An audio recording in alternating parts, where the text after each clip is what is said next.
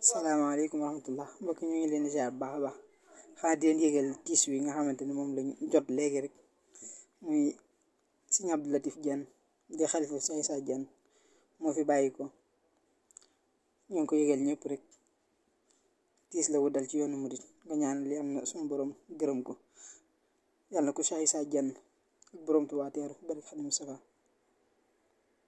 yàlla na ko Cheikh Issa Diène teeru ak borom Tuubaa bari Xadim Mustafa ku ñu ngi ko yëgal mbokk yëpp rek képp koo xamante ni joti ci itam mën nañ koo jottali rek lu ci mën a amaat incha allah dañ leen ko indil ñaan rek yàlla na yàlla gërëm ko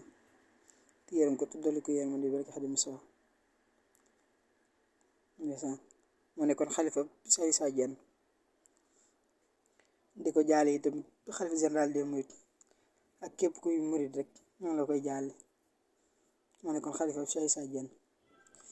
alhamdulilah jërëjëf yàlla yàlla yàlla ko sunu borom gërëm te doolu ko yërëm dégg leer rek Xadim Mustafa